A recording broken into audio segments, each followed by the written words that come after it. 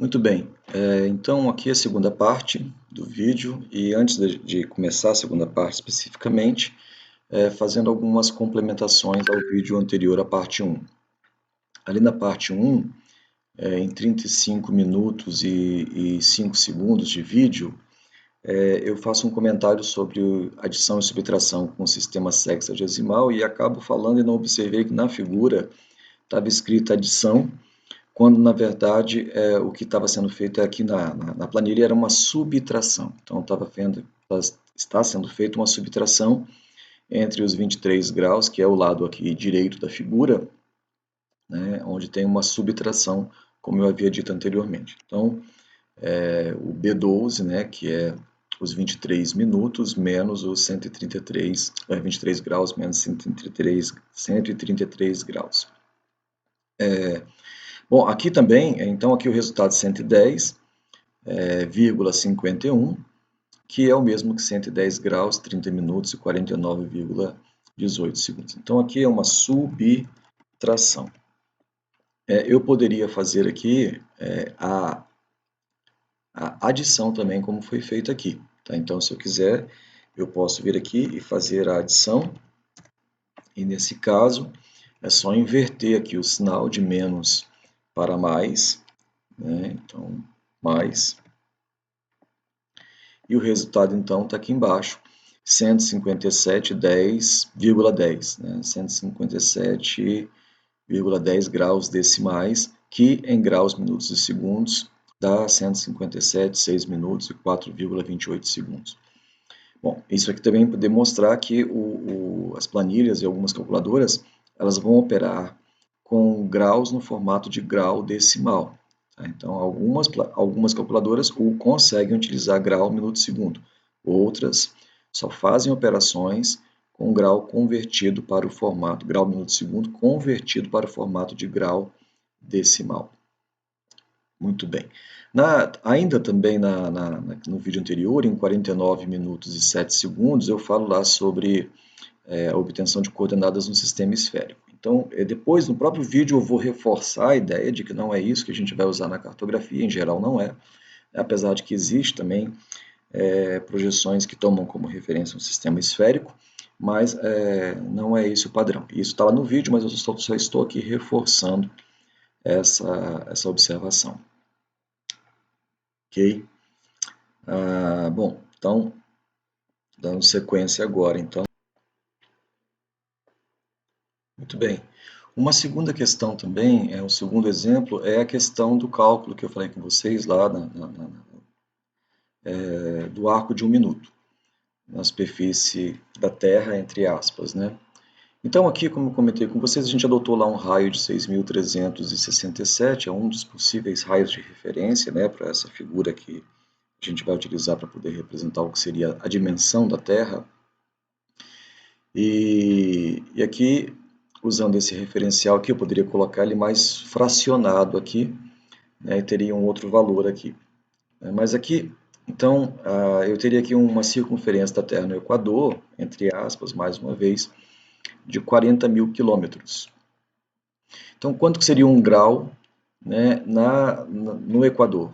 Então, seria esse valor aqui dividido por 360. Então, se pegasse a circunferência no Equador, dividisse por 360 partes, cada parte seria 1 grau, e esse 1 grau, então, seria 111 quilômetros.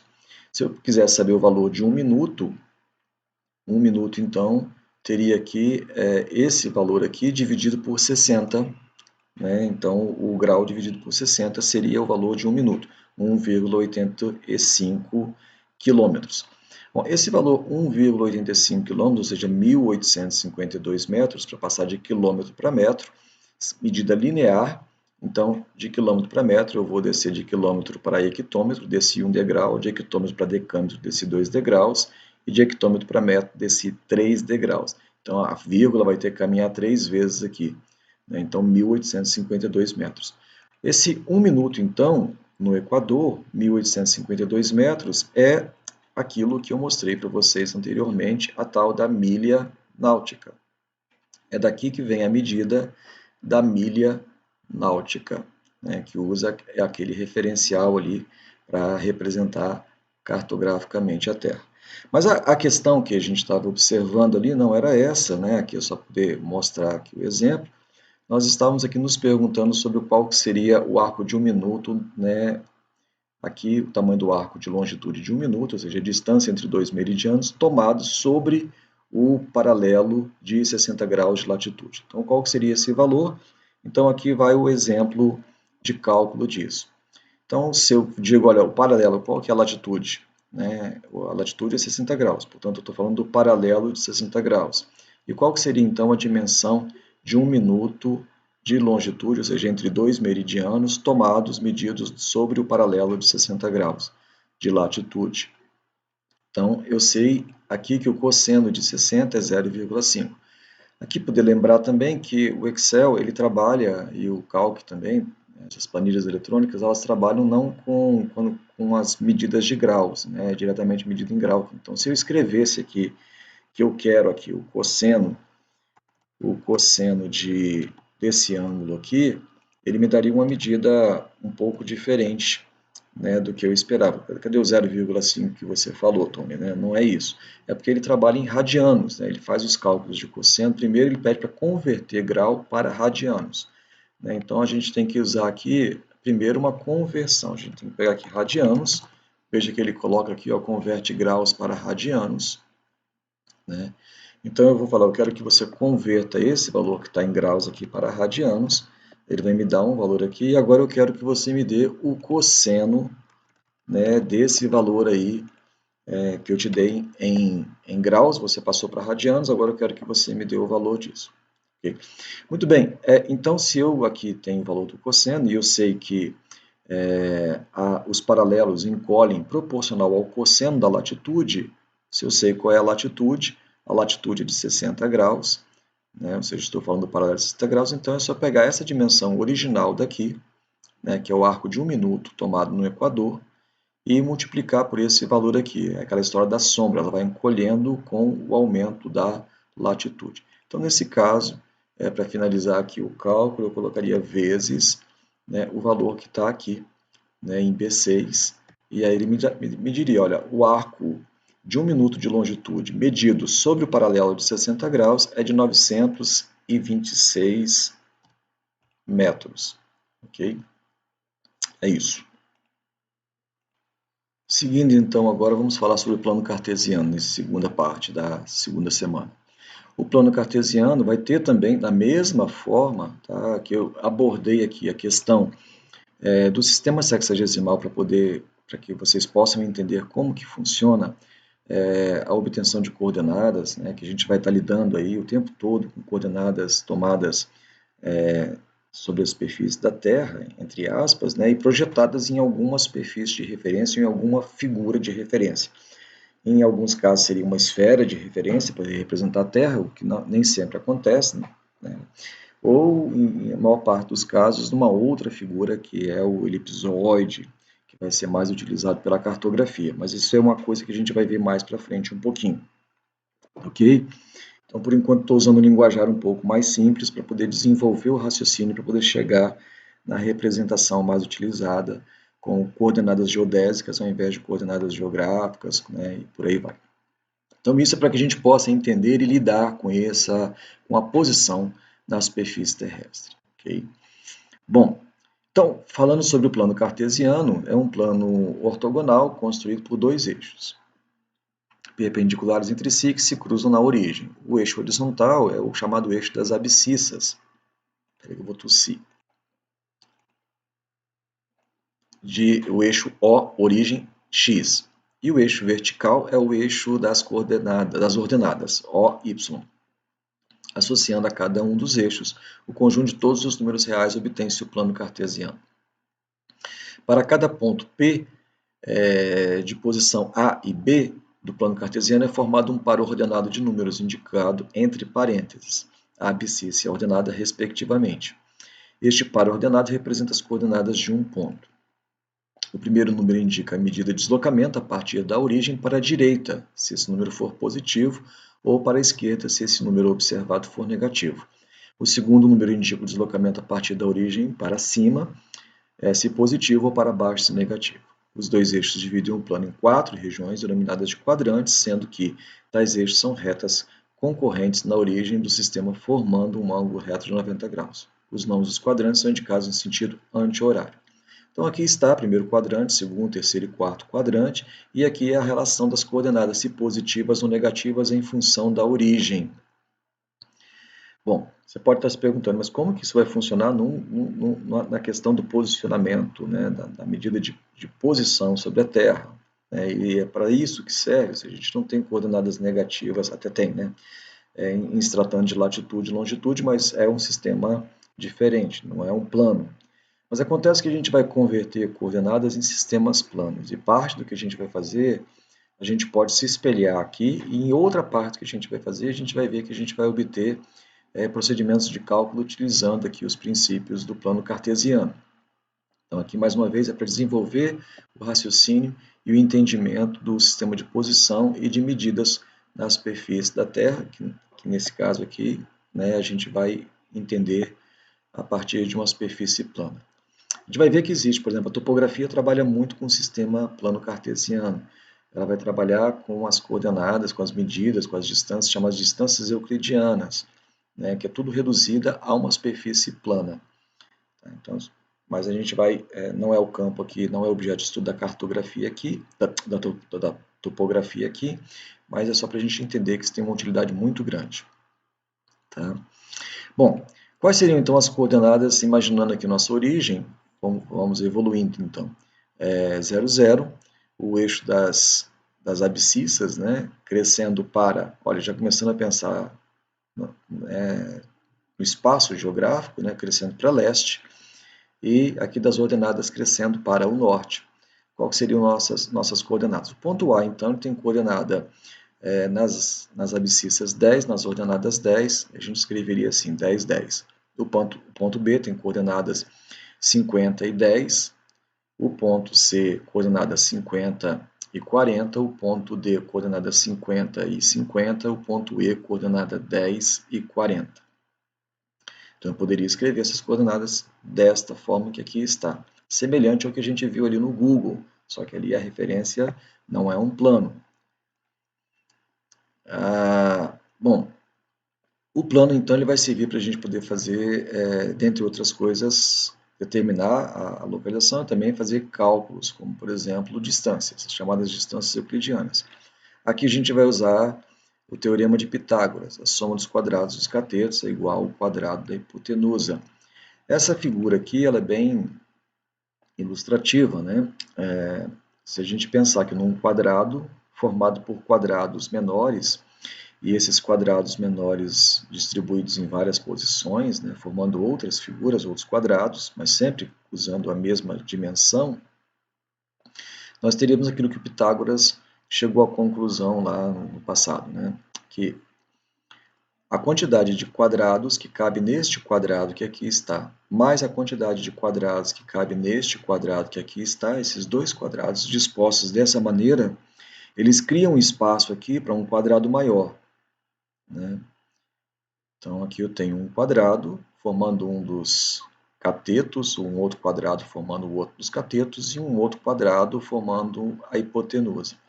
Bom, a quantidade de quadrados que cabe aqui, 9, mais a quantidade de quadrados que cabe aqui, 16, dá 25.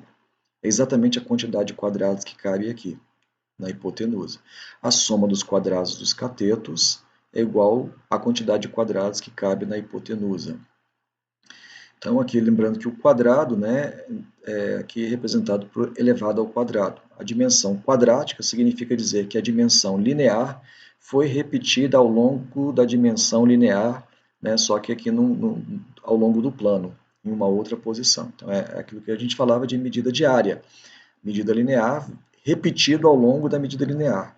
Como é a mesma medida linear aqui e aqui, então a gente tem o quadrado.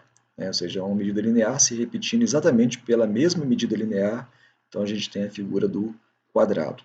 Essa é a ideia do quadrado. Então, a soma dos quadrados, ou seja, A, essa medida linear elevada ao quadrado, mais B, essa medida linear repetida ao longo dela mesma, né, B ao quadrado, é igual a C, que é essa medida linear repetida ao longo dela mesma.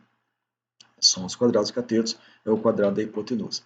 Muito bem, essa fórmula aqui eu posso usar então para poder calcular as distâncias, por exemplo. Depois a gente vai ver que a gente pode usar ela para calcular rumo, direções no plano e por aí vai, né? Então, qual que seria aqui a distância do ponto A, aqui nessa nossa figura, qual que é a distância do ponto A até o ponto C? Como que eu faço para poder descobrir essa distância do ponto A até o ponto C? Repara que se eu fosse caminhando de A a C numa linha reta, eu teria aqui uma linha imaginária, que seria um dos catetos, e aqui uma outra linha imaginária, que seria um outro cateto. Seria isso aqui, então. Eu teria como criar aqui um triângulo e, usando lá Pitágoras, calcular o tamanho de C, da dimensão de C. C ao quadrado é igual a A ao quadrado, aqui mais B ao quadrado. Então, essa aqui seria a fórmula que eu utilizaria para calcular a distância de A até C. E o que é A? Qual que é o cateto que corresponde a A, na verdade? Que dimensão é essa A? Bom, A tem a dimensão da coordenada em x aqui, A, né? E até a coordenada x no ponto C, que é 50. Então, a coordenada x do ponto C menos a coordenada x do ponto A me dá o tamanho, né, do A, que é um dos catetos. E eu posso imaginar, então, o tamanho do quadrado que caberia aqui, né? E quem é B aqui? Quem é o cateto B? B é a coordenada y do ponto C menos a coordenada y do ponto A. Então, veja que A, cateto A, corresponde à coordenada x do ponto C menos a coordenada x do ponto A. E B corresponde à coordenada y do ponto C, tem a dimensão de y menos o y do ponto A, né? A gente pode também dizer assim, A é igual ao x2, que é o x, né, de onde eu cheguei, menos o x de onde eu parti. X de chegada menos o x de partida. E B é o y de chegada menos o y de partida. Coordenada y do ponto de chegada menos a coordenada y do ponto de partida. Então, sabendo disso, eu posso então calcular o tamanho de C. Se eu sei o tamanho de A, que nesse caso aqui seria 50 menos 10, olha, 50 menos 10 dá 40. E B aqui seria 40 menos 10, que dá 30. Então, seria aqui o resultado de 30. Então, seguindo aqui a fórmula, eu teria aqui C ao quadrado. Deixa eu copiar aqui, fica melhor. Que fica, aliás, deixa eu copiar daqui, né? Opa, peraí. Okay. Então, eu teria aqui que C ao quadrado é igual a, que é x de chegada, 50 menos o x de partida, que é 10, então 40.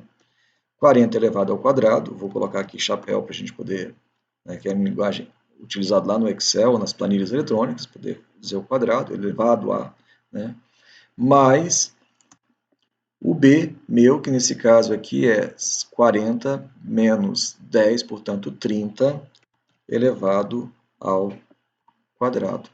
E então, isso aqui seria o que a gente está procurando, que é a distância, né? Então, vou pegar essa fórmula daqui, vou levar lá para a planilha e vou colocar essa fórmula aqui só para a gente poder utilizar como referência, tá? Então, se eu tirasse isso daqui, e colocasse somente isso daqui agora, né, eu teria aqui o resultado, olha, da aplicação da fórmula, né, 40 ao quadrado, né, 40, posso colocar aqui os parênteses, né, para poder separar as funções, nesse caso não havia necessidade, mas só para a gente poder lembrar aqui as etapas, né. Então tá, eu já sei quanto que dá o lado de cada da operação, né, 40 ao quadrado mais 30 ao quadrado é 2.500, mas acontece que C ao quadrado, que é isso, né, C elevado ao quadrado é 2.500, que número que é elevado ao quadrado é 2.500? Então eu peço o contrário aqui agora, eu peço a raiz disso, né. Então, que número é esse? Então, se eu pedir aqui raiz, né, quadrada desse valor que está aqui, ele vai me dizer quanto que vale C. E C vale 50. Então, a distância do ponto A até o ponto C é 50. Né? Então, que é, né, aqui 3 3, olha, 3, lado A aqui mede 3, 1, 2, 3. 3 ao quadrado mais 1, 2, 3, 4, 4 ao quadrado, que dá 16, 3 ao quadrado, que dá 9, né? 3 ao quadrado mais 4 ao quadrado dá 5 ao quadrado, que dá 25. Então é isso. Tá? Então, se a gente quiser saber qual o tamanho, qual a extensão dessa linha que está aqui, qual que é a distância entre esses dois pontos, a gente pode utilizar esse princípio. E a gente vai utilizar esse princípio, né, para fazer alguns cálculos, principalmente na topografia, chamadas distâncias reduzidas, distâncias euclidianas. Às vezes, na geografia, a gente vai usar também a distância euclidiana para uma série de outras funções lá em sistemas de informações geográficas, né? O que é a distância euclidiana? É a distância direta medida entre dois pontos. Se a gente tiver as coordenadas desse ponto, a gente tem como determinar essas dimensões. Ok? Mais uma pausa. O plano cartesiano ele também pode ser utilizado, né, para a gente obter área, a dimensão em área, né, dos elementos. Então, mais uma vez, por analogia ou em medições diretas sobre a superfície da Terra, a gente vai ver que às vezes a cartografia, né, dependendo do sistema, permite que a gente faça uma aproximação, tanto para cálculo de distância quanto para cálculo de área, utilizando o sistema como se fosse um sistema plano cartesiano. Por isso a importância de entender o plano cartesiano. Mas a área em si, a gente vai mostrar aqui como que ela pode ser obtida se a gente obtiver coordenadas de forma similar ao plano cartesiano. Mas ela também pode ser obtida por várias formas, por derivada, por exemplo, é uma delas. A gente pode também aqui obter a área, calcular a área, por exemplo, utilizando figuras geométricas. Então eu posso, já que eu sei a fórmula de figuras geométricas, o triângulo, por exemplo, é a base vezes a altura dividido por 2. O trapézio é a base maior mais a base menor dividido por 2 vezes h, que seria a altura. Circunferência é π vezes r ao quadrado. Então, ou seja, se eu sei algumas figuras geométricas, eu tenho como utilizar essas figuras geométricas para poder calcular a área também, desde que eu saiba algumas dimensões. Aqui no caso da nossa figura anterior, se eu quisesse saber o tamanho da área ocupada por essa figura, veja, eu posso pensar que A, B, C e E formam essa figura aqui, que no caso de 10 a 50 tem 40 e de 10 até 40 tem 30, então aqui é um retângulo. Né? Esse retângulo aqui é 30 vezes 40, né? 3 vezes 4, 12, 1.200 metros quadrados. Né? Teria essa área ocupada aqui em marrom. O triângulo aqui em cima, formado por os pontos E, C e D, ele tem de 40 a 50, 10, e de 10 até 50, 40, então ele tem 40 por 10, então 40 vezes 10 dá 400, dividido por 2, que é metade, é o triângulo, né? Então 200. Então 200 mais 200, 1.200, 1.400 metros quadrados teria essa figura. Eu faria esse cálculo aqui de cabeça, né? Nesse caso de forma bem fácil, porque as coordenadas, né, os números são fáceis de trabalhar, mas decompondo a figura geométrica, a área aqui em figuras geométricas menores. Então, um dos processos de obtenção de área, por exemplo, seria por decomposição por figuras geométricas. Que no caso eu poderia pensar também no próprio trapézio, já que eu tenho a fórmula do trapézio aqui, né, onde tem a base maior mais a base menor dividido por 2 vezes a altura. O trapézio é bem útil para procedimentos de cálculo, aqui eu estou usando, né, a figura dele, porque, na verdade, o trapézio, o que a gente faz ao pegar a base maior e a base menor, que está de lado, né? Então seria o lado maior mais o lado menor, e dividir por 2, o que a gente está fazendo, se a gente pensar aqui que isso aqui é o trapézio, quando a gente pega a base maior, soma com a base menor e divide por 2, o que a gente encontra é o ponto médio entre essas duas diferenças aqui, entre essas duas dimensões diferentes. Então é como se a gente estivesse criando um retângulo que representa a média dessas duas dimensões, o lado maior e o lado menor. Como se eu estivesse pegando esse pedaço que está aqui, transportando ele para cá, e eu tenho um retângulo, então. Ao fazer lado maior ou base maior, mais o lado menor ou base menor, dividido por 2, eu tirei a média, agora eu tenho um retângulo, e a fórmula do retângulo é base vezes altura. Então fica mais fácil o procedimento. Bom, também dá para poder fazer isso, e a gente vai ver, isso é importante, porque os softwares utilizam isso aqui para poder fazer cálculo de área, né, que é a matriz.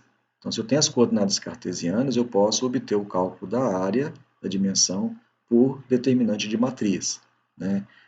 Vocês devem lembrar, no ensino médio vocês viram, né, que uma matriz 2 por 2, por exemplo, a gente pode aqui calcular multiplicando a diagonal principal pela diagonal secundária. E o cálculo da área seria o somatório da matriz principal, que é essa daqui, né, vezes a matriz secundária, menos o somatório da matriz secundária pela matriz principal, que é essa direção aqui, dividido por 2. Então, aquele mesmo cálculo aqui, essa mesma figura, poderia ser calculada também a área por matriz. Vou pegar aqui as coordenadas e vou mostrar isso aqui rapidamente ali. Então, vamos aqui às coordenadas. Deixa eu ver se aqui elas estão soltas aqui, né? Vai me dar um pouco de trabalho para poder levar isso para lá. Vamos aqui para a planilha. Ok, vieram todas. Então, eu vou colocar aqui como se fosse aqui a matriz principal, né? E a matriz secundária. Tá? Então, eu vou colocar aqui as coordenadas. Eu tenho 10, 50, 50, 50 e 10. O ponto E aqui. Então, o ponto A, 10, 10, 10, 40, 50 e 40. Muito bem. Deu para ver aqui que são as coordenadas que estavam lá, né? Isso aqui eu vou chamar que é o ponto A, né? O ponto B, o ponto C, o ponto D e o ponto E.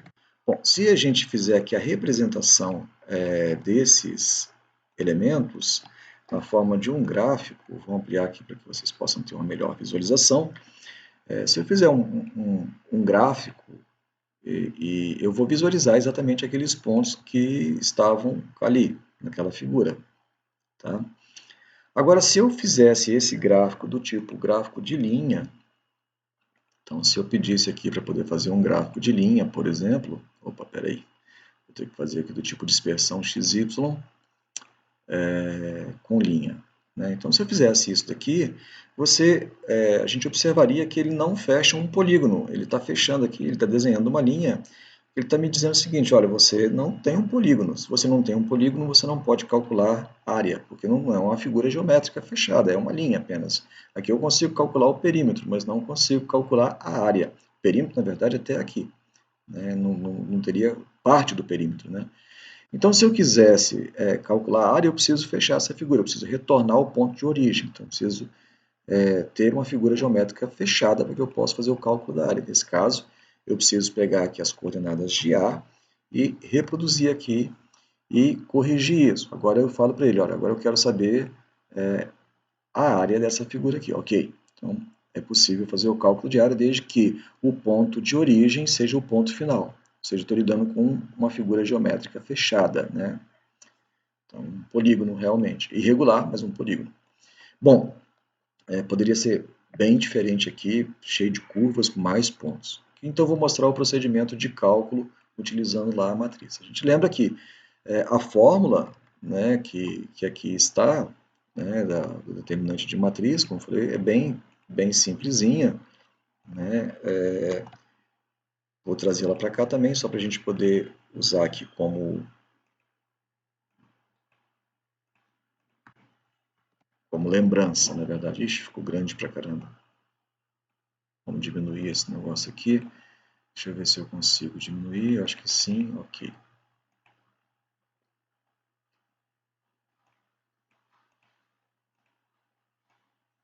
Muito bem.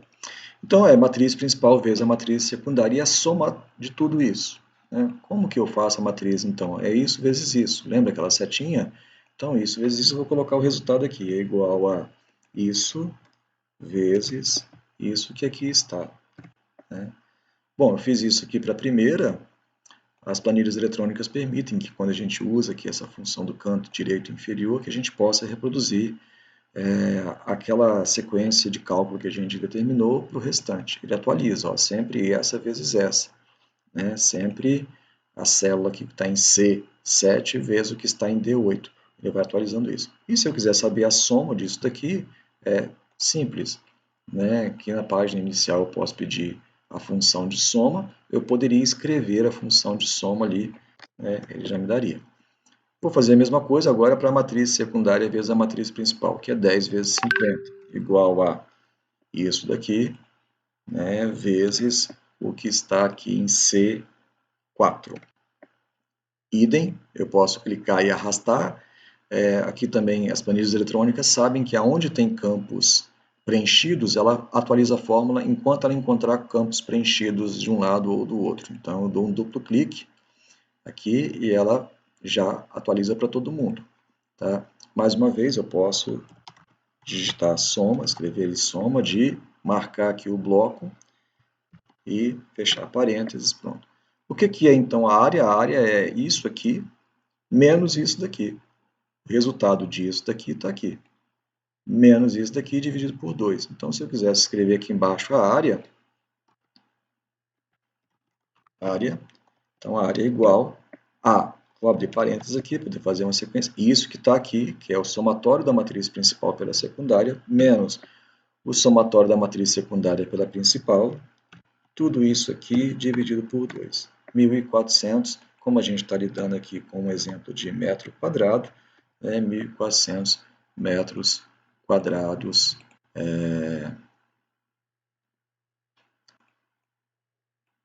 Só um instantinho, formatar as células, subscrito, ok.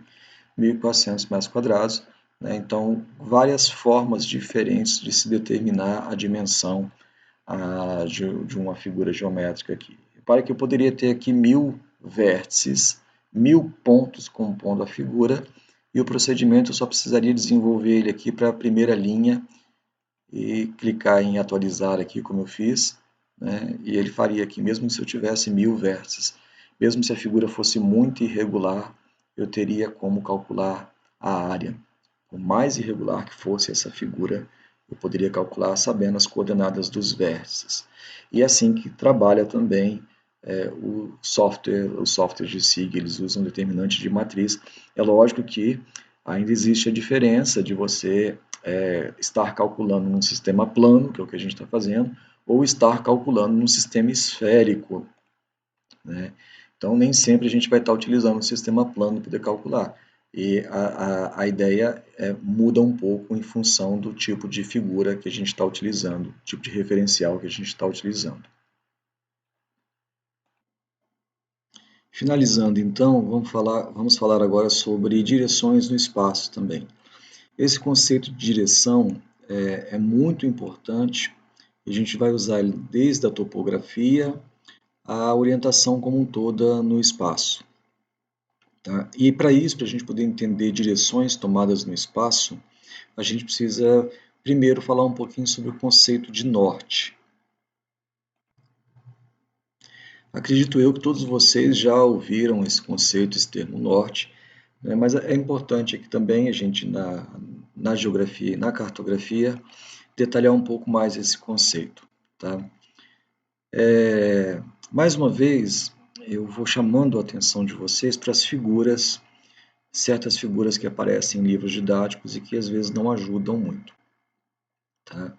Uma das questões, né, é que vocês conhecem essa história, se a gente se colocar aí de frente, colocar nosso braço de frente para o nascer do Sol, o Sol nasce no leste e se põe no oeste, e a gente teria direção norte.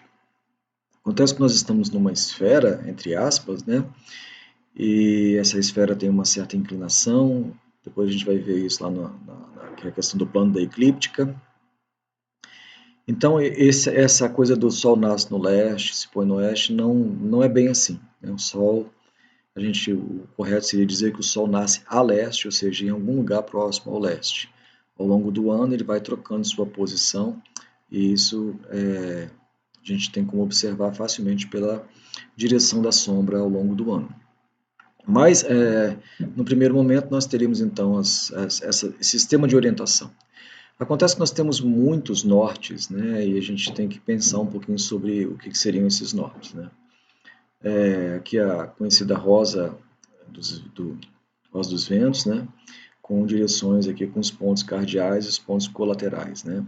Norte, sul, leste, oeste, e o nordeste, sudeste, sudoeste e noroeste como direções intermediárias, tá? Mas lembrando então, o Sol não nasce no leste, tá? Isso só acontece 2 vezes no ano e não em todos os lugares do Brasil. Bom, quando a gente pega uma carta, né, uma carta topográfica, a gente observa no canto direito inferior, se for dentro do mapeamento sistemático do Brasil, a informação sobre o norte. Então aqui a gente tem 3 nortes, por exemplo, o NQ, o NG e o NM. Então a gente já começa aqui na geografia, na leitura de mapas e cartas, né, entender que não estamos lidando apenas com um único norte. O que é o NQ, então? O NQ já é o resultado da transposição de uma projeção para outra, nesse caso aqui para a projeção UTM. Então a gente cria na projeção UTM, quando a gente transporta a superfície da Terra para essa referência plano-cartesiana, a gente cria aqui um NQ que seria o norte da quadrícula, que é essa direção norte aqui, referente à quadrícula. A gente tem aqui o norte geográfico, dito geográfico que é aquele que corresponde à direção dos polos, né? A direção do polo norte, no caso, para a gente, mas que corresponde ao meridiano verdadeiro, né? Nós temos ainda o norte magnético, que é o norte da bússola, que muda, né, do dia para a noite, muda de lugar para lugar, muda ao longo dos séculos, né? Então ele tem uma outra referência, tanto é que aqui vem a informação sobre a declinação magnética, que neste local aqui, ela cresce menos 6,5 minutos por ano, a cada ano. Então, o norte magnético está apontando para uma outra direção aqui, né? Então, veja que quando nós vamos a campo, nós temos, né, aí diferentes nortes, né? O magnético é um deles. Se a gente estiver orientado por uma carta, tem o norte da carta, né, e que às vezes não é o norte geográfico, e o próprio norte geográfico em si. Bom, então a nossa orientação, quando a gente se desloca no espaço, normalmente a gente usa, né, mas nem sempre, a gente usa como referência o norte. Mas que norte é esse? Então, em geral, nós tomamos aí o norte magnético, nos trabalhos de topografia antigamente era muito comum o norte magnético, você em campo tinha como referência a direção magnética, e dali você tomava as direções para ir de vértice em vértice de uma propriedade, por exemplo. O norte geográfico é mais difícil de se obter em campo, né, mas não é impossível, principalmente hoje, com os sistemas de navegação satelitais, e também se você fizer uso de direções astronômicas, né, observações astronômicas, como a própria direção do Sol, né. Com um gnomon, com uma vara graduada, por exemplo, você consegue traçar a direção norte geográfica facilmente. Inclusive um trabalho que pode ser feito do ponto de vista didático. Depois vocês podem pesquisar na internet como determinar o norte geográfico utilizando uma barra de 1 metro, por exemplo, numa escola. Depois, se eu achar, eu coloco no meu canal do YouTube também algum link.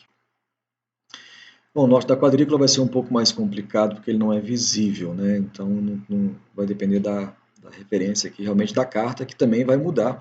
Para cada carta dessa nós teremos, lógico, aqui o norte da quadrícula, apontando para a direção norte mesmo, mas nós teremos aqui que essas divergências aqui vão mudar de carta para carta. Muito bem. Acontece que a gente, em geral, se apoia na direção norte para poder tomar nossas direções. Eu disse em geral, né? Por quê? Porque vai depender de onde nós estamos, de que forma que nós estamos nos deslocando no espaço. Então, por exemplo, se eu estou em A e quero ir para o ponto B, repara que eu não vou na direção leste e não vou na direção norte, nem vou entre o quadrante que corresponde aqui ao nordeste, que é o que está entre norte e leste. Eu estou indo neste momento para a direção que está entre sul e leste, portanto eu estou me deslocando no quadrante sudeste. Uma das possibilidades que a gente tem de tomar a direção é usar o azimuth. Então, como que eu fui aqui de A para B? Que direção que eu tomei? Então eu posso me reportar à direção azimutal. Eu saí de A e fui para B, tomando como referência o azimuth de e aí o azimuth é calculado em relação ao norte, a direção direta em relação ao norte, o ângulo que se forma aqui entre o meu norte e a direção que eu segui no espaço. Essa é a direção azimutal. Repare que de B para C, eu me desloquei dentro do quadrante nordeste, e esse aqui é meu azimuth. De C para D, eu tenho aqui a direção norte, eu poderia transportar essa figurinha que está aqui de fundo para cá, a direção norte, e eu tomei essa direção aqui em relação ao norte, para ir de C para D. De D para E, eu tomei essa direção aqui, esse ângulo azimutal. Então, vocês pensem numa circunferência apoiada aqui, o zero da circunferência é o norte, como está aqui, eu estou tomando um ângulo direto em relação ao norte. Isso é a direção azimutal, sempre em relação ao norte. Um outro conceito que a gente utiliza para se deslocar no espaço é o rumo. O rumo, ele toma como referência o sul ou o norte, o que estiver mais próximo da direção que eu tomei. E ele faz a referência ao quadrante para o qual eu me desloquei.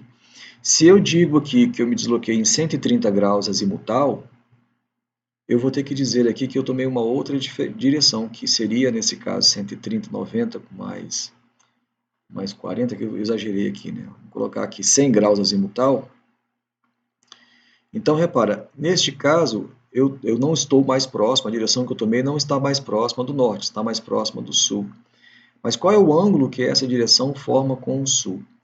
Então, aqui nesse caso, se o meu azimuth era de 110, por exemplo, 100, vou colocar aqui para fazer uma conta mais fácil, de 100, de quanto que é o meu rumo? O rumo, então, ou seja, se esse quadrante todo aqui vale 90, e aqui, né, eu já tomei aqui 100, ou seja, 10 graus a mais aqui, então aqui eu tenho 80 de rumo. Né? Então, esse ângulo de cá é 80, bom, mas aí eu tenho que me dizer, né, eu tomei o rumo de 80 graus sul-deste, de sul, entre sul e leste, sudeste, 80 graus sudeste. Nesse caso aqui, por exemplo, seria 30 graus nordeste. Neste caso daqui, repara que está em relação ao norte também. Né? Vamos imaginar que tivesse aqui 40 graus noroeste, entre o norte e o meu oeste. Do ponto C, a direção que eu tomei está entre o meu norte e o meu oeste e forma com o norte o ângulo de, imaginando aqui, chutando aqui, 40 graus, então 40 graus noroeste. Para ir de D para E, eu estou me deslocando, né, a minha referência mais próxima é o sul, eu estou indo aqui entre o meu sul e o meu oeste, eu estou indo no quadrante sudoeste, vamos imaginar que aqui eu tenha 60 graus em relação ao sul, então eu tenho aqui, eu tomei o rumo de 60 graus sudoeste, e assim sucessivamente. Bom, nós não vamos aqui proceder a todos os cálculos disso aqui, mas vejam que aqui com o plano cartesiano, se a gente conhece essas posições, elas vão mudar quando o referencial for a superfície da Terra. Eu estou falando de superfície plana, mas o raciocínio é parecido, né? Então a gente tem como determinar essas direções aqui. Existe uma relação, quando a gente fala do plano cartesiano, com o círculo trigonométrico, com as direções que nós tomamos no espaço. Para finalizar, então, e explicar como é que seriam essas relações, então aqui tem uma figura que mostra como é possível fazer o cálculo de um determinado ângulo, de uma determinada direção tomada no espaço, quando a gente conhece as coordenadas desses pontos, né, dos pontos sobre os quais a gente se deslocou. Então aqui, se eu estivesse saindo deste ponto aqui, vou chamar aqui de ponto A, estivesse indo para o ponto B, e conhecesse as coordenadas do ponto A e do ponto B, eu teria como calcular esse ângulo daqui. Mas você pode falar, mas esse ângulo, Tony, não é o ângulo, nem é o azimuth, porque seria tomado em relação ao norte, e nem é o rumo, que neste caso do primeiro quadrante são coincidentes. Né? A referência ao norte, então o valor do rumo é exatamente o valor do azimuth. Né? Isso não seria nem o rumo nem o azimuth, esse ângulo alfa. Não seria. Mas como a gente tem e a gente mostrou anteriormente lá o conhecimento sobre o plano cartesiano e sobre o círculo trigonométrico, repare que se eu conheço a dimensão C,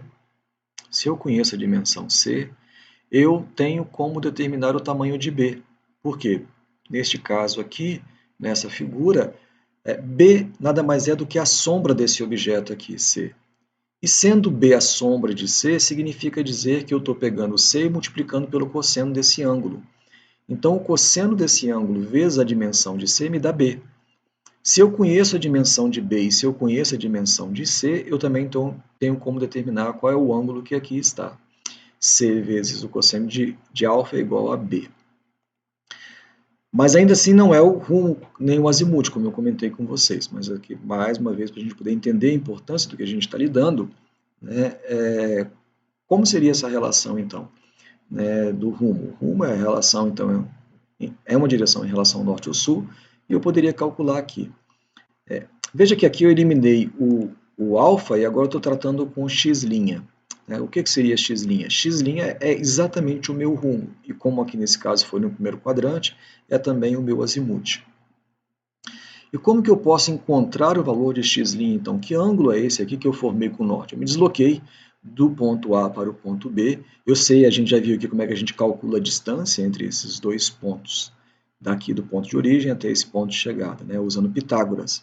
Agora, se eu quisesse saber esse ângulo daqui, então eu estou deslocando a figura para cá, repara que eu conheço a dimensão B, B é a diferença de coordenadas aqui, eu conheço a dimensão de A, é a diferença de coordenadas no eixo Y, né, eu tenho como medir isso aqui, tenho como medir isso aqui, a partir das coordenadas conhecidas, tenho como determinar essa distância. O que faltaria para a gente é determinar esse ângulo. Então, pegando aqui a figura, se eu der uma rotação nessa figura aqui, né, rodar aqui no sentido anti-horário, eu vou observar que eu tenho essa nova figura aqui, né? E essa nova figura me diz que a dimensão C multiplicada pelo cosseno desse ângulo dá a dimensão A. Então, mais uma vez, o cosseno desse ângulo aqui vezes essa dimensão aqui, o cosseno de x' vezes a dimensão C, que é facilmente calculada no plano cartesiano, né, por Pitágoras, é igual a A. Né? Mas eu conheço A, eu sei qual é o tamanho de A, eu sei qual é o tamanho de C, porque eu tenho as coordenadas desses pontos, portanto eu posso obter todas essas dimensões que aqui estão. Como eu tenho a coordenada plano cartesiano daqui, a coordenada plano cartesiano desses dois pontos, eu determino todas essas dimensões. E lá pelo círculo trigonométrico eu sei dessa relação que aqui está. Mais uma vez a importância do cosseno. Então, nesse caso, bastaria eu pegar o C que está aqui multiplicando o cosseno de alfa e passar para o outro lado aqui dividindo. Então eu teria que o cosseno de alfa, o cosseno do ângulo que eu estou procurando, que eu não sei qual que é o rumo que eu tomei aqui no espaço, o cosseno do rumo que eu tomei, que eu não sei qual que é, ele é igual ao valor de A, a dimensão de A, que nesse caso aqui é 3, né? 1, 2, 3 quadrados aqui, poderia ser 10, 20, 30, poderia ser 100, 200, 300, né? Então tanto faz, dividido por C, que nesse caso aqui seria 5, né? 3, 4, 5. Né, somos quadrados catetos, quadrado da hipotenusa. Então, aqui eu teria que o cosseno de alfa seria igual a 3 dividido por 5. Né? Então, 3 dividido por 5, se a gente jogar aqui no computador, igual a 3 dividido por 5, dá aquele número ali, 0,6. Né? Lembrando, então, que o computador não trabalha ele não vai me dar aqui os valores de cosseno direto, ele vai primeiro pedir para poder converter para radianos, né? Mas então eu teria aqui um valor 0,6, e aí eu me pergunto aqui para o computador qual que é o arco cosseno cujo valor dá 0,6. E ele vai me dar um ângulo aqui, que é exatamente o ângulo que eu estou procurando, que é o meu rumo. Tudo isso que eu mostrei para vocês para reforçar a importância da gente entender um pouco sobre o plano cartesiano e o círculo trigonométrico, porque isso opera o tempo todo na cartografia e na topografia. Né? Então, isso permite com que a gente determine o rumo e o azimuth, as direções tomadas aqui dentro e a área, né, compreendida, né, internamente a esse polígono aqui, bem como seu perímetro. Então, todas as dimensões, tudo que a gente está fazendo, no caso da topografia especificamente, vão derivar dessa relação que eu acabei de passar para vocês. No caso da cartografia, como são coordenadas tomadas, eu vou usar aqui de novo o termo esfera, mas não é uma esfera, né? Aí a gente vai ter que fazer alguns ajustes, porque na esfera as relações são diferentes, um pouco diferentes em relação ao plano. E para finalizar, então, o que seria essa diferença, então, entre esses sistemas de coordenadas? Lá no livro de Cartografia Geral Digital e Temática, na página 20, tem sistema de coordenadas no espaço. Então, de lá vocês vão poder tirar as referências do que eu estou passando aqui para vocês. Mas só para a gente poder entender um pouco como que muda, a lógica é a mesma, mas como que muda um pouco, enquanto no espaço bidimensional plano, né, nós temos aqui que a soma dos ângulos internos de um triângulo, né, vai dar aqui 90 com 45 mais 45, 180 graus, né, então essa é a soma dos ângulos internos de um triângulo.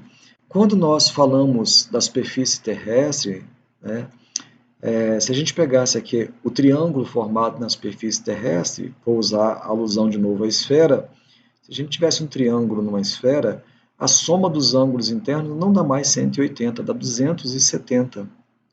Então, enquanto no plano a soma dos ângulos internos dá 180, na esfera dá 270.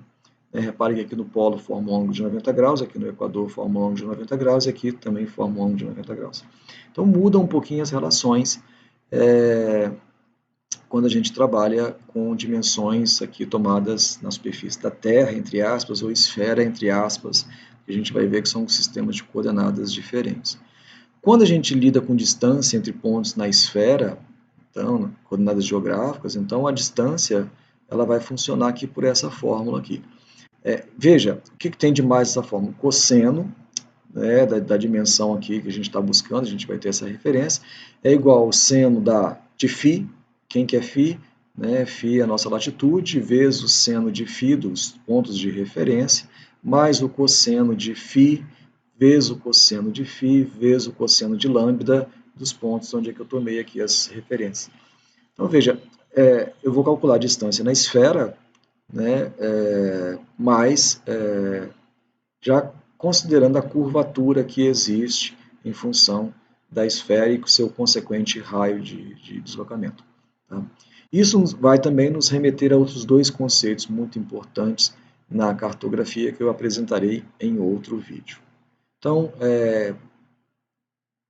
pela segunda semana, então, a gente fecha, né, essa revisão sobre o sistema sexagesimal, o sistema internacional de unidades, o sistema métrico, o plano cartesiano, o círculo trigonométrico, o cálculo de área, cálculo de distância, né, e isso, por enquanto, ok?